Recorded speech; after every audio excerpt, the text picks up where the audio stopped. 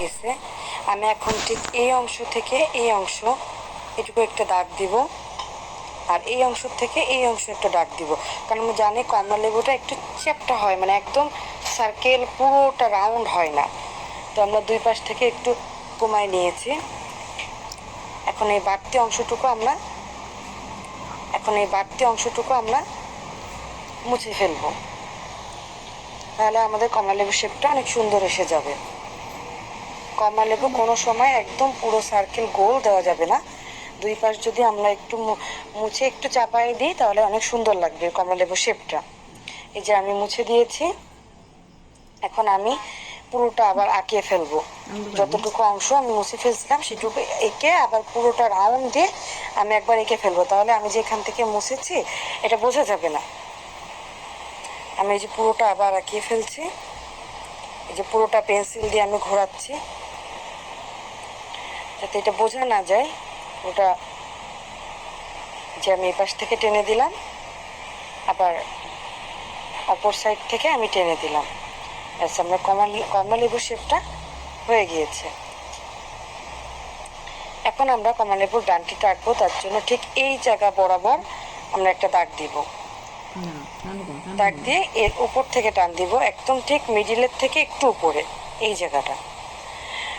এখন আমরা ডানটির জন্য একটা দাগ দিব ব্যাকা করে, সেম ভাবে তার পাশে আরেকটা দিব।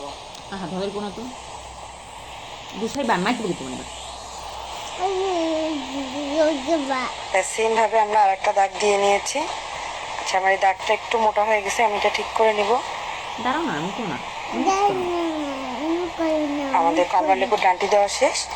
এখন আমি ঠিক এই অংশ থেকে একটা নিচের দিকে টান দিব, এর এই কোণা থেকে আর একটা, মোট 6টা দিব। এখান থেকে একটা, এই পাশ থেকে একটা, উপর থেকে একটা, যাতে এটা বোঝা যায় যে ডান্টিটা ভিতরে আছে কমলা লেবুর, এটা যাতে বোঝা যায়, এই জন্য চারিপাশ থেকে এভাবে দেওয়া হয়ে গেছে আমাদের কমলা লেবুর ডান্টিটা আঁকানো। এখন আমরা পাতা দিব। পাতা দেওয়ার জন্য প্রথমে একটা লাইন ভাবে দাগ কেটে নিব, তারপর আরেকটা দাগ দিয়ে এটা এইভাবে লাগিয়ে দেবো কোনা করে। এবার আমাদের পাতাটা আঁকানো হয়ে যাচ্ছে, এক পাশ থেকে দিয়ে দিয়েছি, তারপর আর এক পাশ থেকে দিয়ে দিচ্ছি। এখন আমরা পাতাতে চেক চেক ভাবে দাগ কেটে দিব, এই পাশ থেকে দিব, আবার অপর সাইড থেকে দিব। আমরা যে দুইটা করে দাগ দিয়েছি তার মাঝখান থেকে দিচ্ছি, দেখো দুইটা দাগের মাঝখান থেকে দাগ দিয়েছি। আমাদের পাতাটা হয়ে গেছে, আচ্ছা আমাদের কমলা লেবু আঁকা হয়ে গেছে। এখন আমরা কালার করব। কালার করার জন্য আমরা প্রথমে রং বাছাই করব, ইয়েলো, অরেঞ্জ,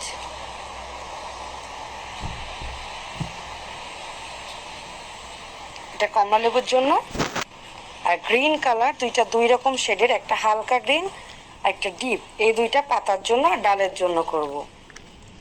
তো এখন আমরা সবার প্রথমে কি করব, সবার প্রথমে আমরা ডালটা কালার করে নিব।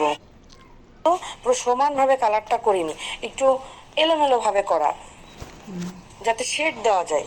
আমরা কিন্তু এই কমলা লেবুর ভিতরে কিন্তু আমরা মোম যে কালারটার আমরা পেস্টেল কালারের শেডিংটাও কিন্তু শিখে ফেলছি।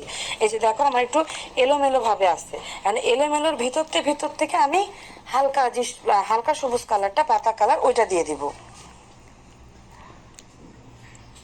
আমাদের চিরুনি যেমন ফাঁকা ফাঁকা থাকে ওরকম ফাঁকা ফাঁকা করে নিয়েছি কিন্তু আমি কালারটা, তার ভিতর থেকে আমি পাতা কালারটা দিচ্ছি। যখন আমরা প্যাস্টেল কালারের শেড করব তখন এইভাবেই করতে হবে, ফাঁকা ফাঁকা থাকলে ফাঁকা ফাঁকা কালারের মধ্যে চলে যাবে, সুন্দর লাগবে। এই যে আমরা দুইটা শেড করে দিয়েছি, এখন আমরা কমলা লেবুর শেড কালারটা করব। এখন আমরা অরেঞ্জ যে কমলা কালারটা করতেছি, এটা প্রথমে চারিপাশ থেকে, কমলা কালারটা বেশি হবে, ইয়েলো কালারটা অনেক কম হবে। কমলা কালারটা 3 ভাগের 2 ভাগ হবে, আর 1 ভাগ হবে ইয়েলো কালার। এখন আমরা কমলা কালারটা পুরোটা এঁকে নিচ্ছি। আমরা দেখো আমি কমলা কিন্তু অনেক বেশি দিচ্ছি, ইয়েলো হবে অনেক কম, কমলার কাজটা চালাই নিব। এখন এই যে দেখো আমরা হলুদের পরে আবার কমলা কালারটা করে দিচ্ছি কমলা রং দিয়ে, তাহলে আমার ওই দেখো যেখানে যেখানে হলুদ কালারটা করা হয়েছিল ওখানে হালকা কমলা হচ্ছে, ওখানে ডিপ কমলা হচ্ছে না, তাহলে আমাদের একটা শেড চলে আসছে। ছবিতে যত শেড ভাবে কালার করা যাবে, শেডিং করে তত সুন্দর লাগবে। ধরো এটাই করি। যে আমাদের প্রায় কালার করা হয়ে যাচ্ছে। থাকবে। এই যে হলুদের পরে দেখতে পাচ্ছ আমরা কমলা কালার দিয়ে পুরোটা করে নিছি। আবার আমরা একটু হলুদ কালার দিয়ে দিচ্ছি, যাতে একটু কমলা কমলা হলুদ হলুদ এরকম দেখা যায়, হালকা কমলা কমলা হয়ে গিয়েছে কালারটা। আমি তোমাদের একটু জুম করে দেখাচ্ছি, দেখো এর ভিতরে ভিতরে শেড হয়েছে, যেখানে গিয়েছে।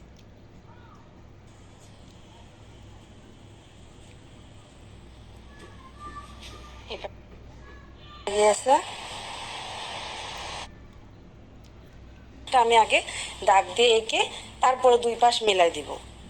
এখন আমি সেম ভাবে আমরা যেভাবে শিখছি কমলা লেবুর ডান্টিটা ঠিক সেইভাবে দিয়ে দিব।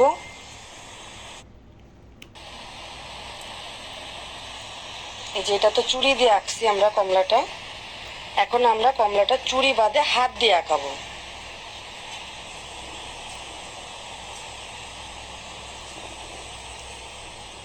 এখন আমরা এটা হাত দিয়ে আঁকাবো।